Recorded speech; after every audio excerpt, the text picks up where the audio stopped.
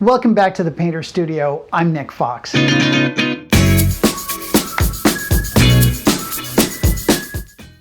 Today we're going to be working on point of view, a very important element in understanding how to paint water accurately. What do I mean by point of view? It's simply where you are in relation to the water. Are you above it on a dock and looking down, sitting on a boat, or in it up to your neck? As we saw in the first tutorial, a lot of artists choose to put their horizon line at the 1/3 or 2/3 lines according to the rule of thirds. If you don't know what I'm talking about, go back and watch that first tutorial, setting your horizon line. Once you've chosen your horizon line, you have to decide where you are in relation to the water's surface. I've made a little animation to explain what I'm talking about. We're looking down at a ship on a checkerboard sea. As we zoom down towards sea level, those squares become elongated diamonds. We're at a relatively high point of view here, roughly 9 meters or about 30 feet above the water. We can see the tops of lots of these diamonds, which reduces their visual impact. If we lower ourselves to 3 feet above the water, you can see the diamonds in front are huge, and they disappear toward the vanishing points at a much more extreme rate. This low point of view can be very dramatic because you're putting the viewer in the water. If we now raise the horizon line to 2/3 and put our point of view back up at 30 feet, a high point of view, the water is now a much more important element of the image, though still at a slight remove. And now for my favorite point of view, a 2/3 horizon with a low point of view. If water is the primary force in your painting, this point of view will make that clear. We are in the water. If a wave or a boat comes at us, it'll get us right between the eyes. So, I hope your mind has been blown. And even if it hasn't, it's something to think about. I'm going to be working on a printout of some planar projection PDFs you can download to practice. I'll show you how to use them in just a second. A lot of you have already used perspective grids.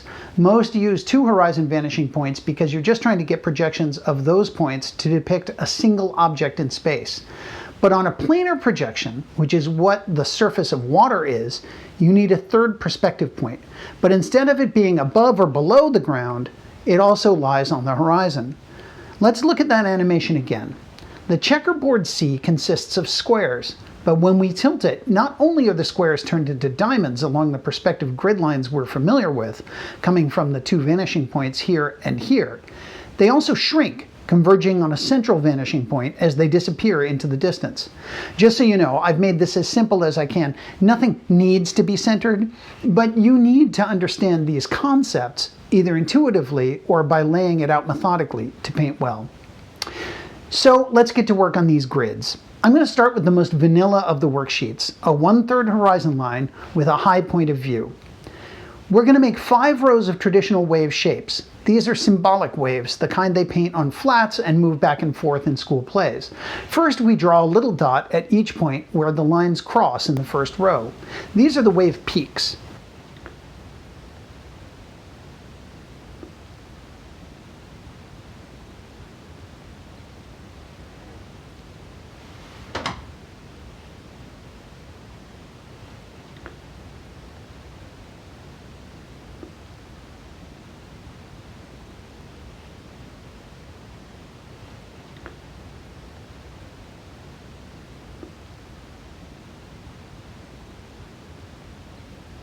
Then we draw the wave crests connecting the peaks.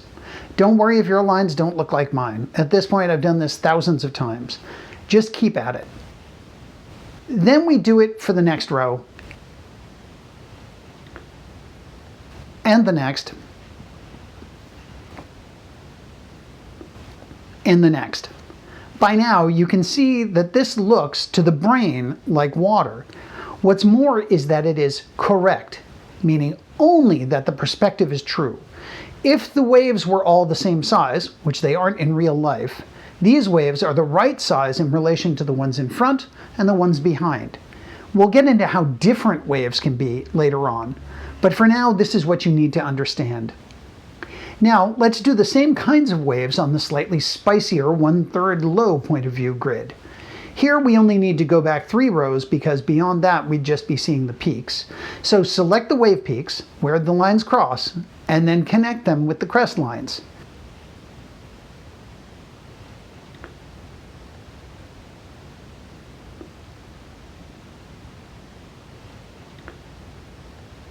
Here you can already see we've lowered ourselves into the water. We're in it up to our necks, as opposed to the first one where we're well above it. And what do I mean by vanilla versus spicy? When people first started painting water, they painted it like they saw it, from where they saw it. In this painting I took a picture of in the Glyptoteket Museum in Copenhagen by an artist named C.W. Eckersberg. The water is meh. It's okay, it's not bad, but it's nothing to write home about because even though it's described as a moderate gale and you can see that the water is stormy, it doesn't seem that threatening because we're far away and well above it. Now here's what I call a spicy point of view. In this Frederick Judd wall painting, we're about to get soaked. The crest foam is headed straight for us. To me, this is more gripping, more involving than Eckersberg's higher, more distant point of view. Moving on to the 2/3 horizon line points of view, we'll start with the more conventional high point of view. Circle your wave peaks and then connect the dots with crest lines.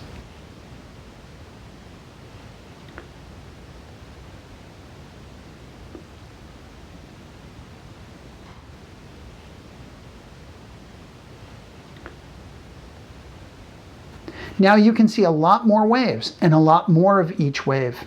If there were waves visible in the Charles Platt painting Quay at Larmor, they'd have this perspective relationship. And now my current favorite, a 2/3 horizon line with a low point of view. I love to feel like I'm in the water, and the more a painting does that for me, the more viscerally I'll react to it. Here, we'll only really be able to see a couple of waves. Circle the crossing points, then connect them.